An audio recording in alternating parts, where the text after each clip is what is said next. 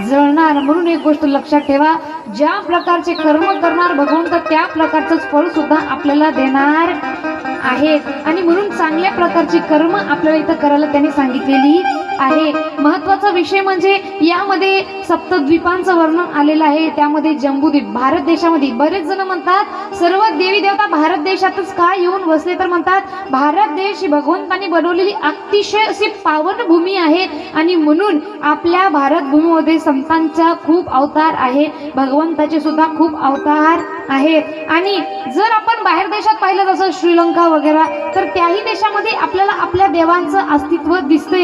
एक देश, मला त्यांचं नाव आठवत नाही, परंतु त्यांच्या करन्सीवर प्रभू श्री रामाचा फोटो आहे। म्हणजे बरेचसे असे देश आहेत की जिथं आपल्या देवी देवतांना फार जास्त प्रमाणामध्ये मानलं जातं। फक्त आपल्या देवी देवतांना न मानणारे आपणच लोक आहे, बाकी सर्वजण मानतात। आणि म्हणून ज्या व्यक्तीने मानलं त्या व्यक्तीसाठी भगवंत आहेत, ज्या व्यक्तीने मानलंच नाही त्यांना भगवंत दिसणार सुद्धा नाही।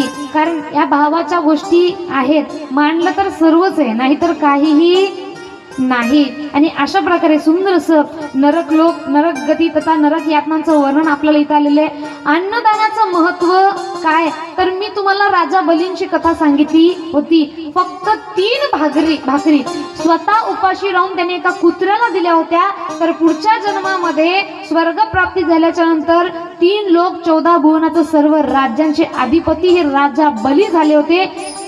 नवे साक्षात श्री विष्णू नारायण त्यांच्या द्वारेमध्ये एक भिक्षू म्हणून त्यांच्याकडे दान मागण्यासाठी उभे राहिले होते। म्हणजे अन्नदानाचं एवढं मोठं महत्व सांगितलं गेलेलं आहे। आणि सुंदर असं आपल्याला इथे कथा येतात। पुढं सृष्टी रचनेचं सृष्टीवर्णन सुद्धा आपल्याला येते, परंतु हा भाग आपला झालेला आहे त्यामुळे पुन्हा आपण हे घेणार नाहीये।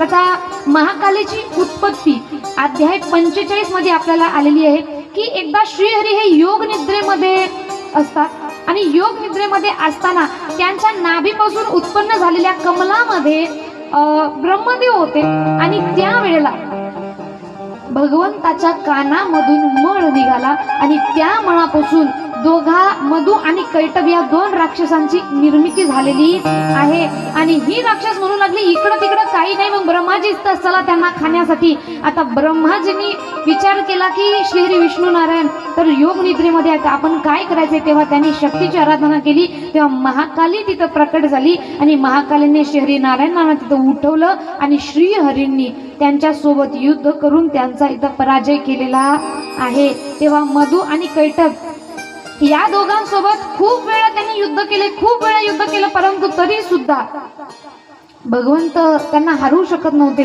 कारण त्यांना वरदान होतं की त्यांना पाण्यावर कोणीही मारू शकत नाही आणि सर्वत्र पाणीच होतं।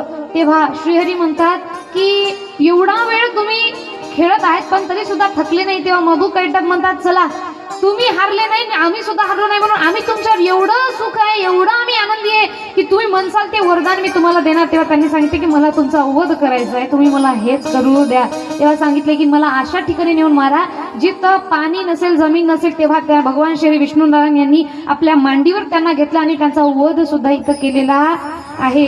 सुंदर अशी कथा आपल्याला इथे। पुढची जी कथा आहे ती म्हणजे कैलास संहिता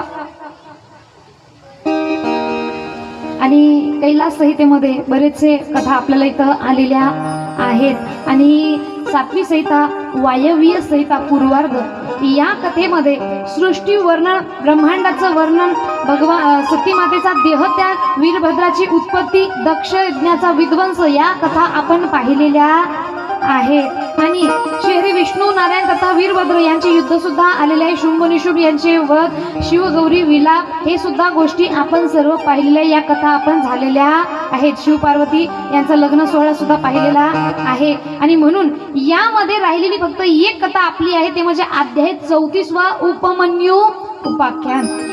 आता हे उपमन्यू नामक जे व्यक्ती होते, छोटस बालक होते आणि आपल्या मामाच्या घरी ते राहत होते। आता मामाच्या घरी राहत असताना दुसऱ्यांच्या घरी दिवस काढणं हे फार अवघड गोष्ट आहे. तेव्हा उपमन्यू यांना दूध प्यायला आवडत होतं आणि एक दिवस मामी आपल्या मुलाला दूध देत होत्या. आता उपमन्यूकडे कमी दूध आणि मामीच्या मुलाला पाहिजे तेवढं दूध मिळत होतं आणि म्हणून उपमन्यूने मामीला सांगितले की आई, मामी मला सुद्धा थोडंसं जास्त दूध द्या ना. तेव्हा मामीनं सांगितले, एक तर आमच्याच घरी येऊन राहतात, त्यातल्या त्यात जास्तीच्या अपेक्षा आहे तेवढ्यामध्ये तुम्ही तुमचं करून घ्या, नाहीतर मिळणार नाही. तेव्हा आईने उपमन्यूला समजावून सांगितले, बाळा आपण एवढे श्रीमंत नाही, परंतु तरी सुद्धा उपमन्यूने बाल हट्ट धरला, मला दूध पाहिजे, मला दूध पाहिजे.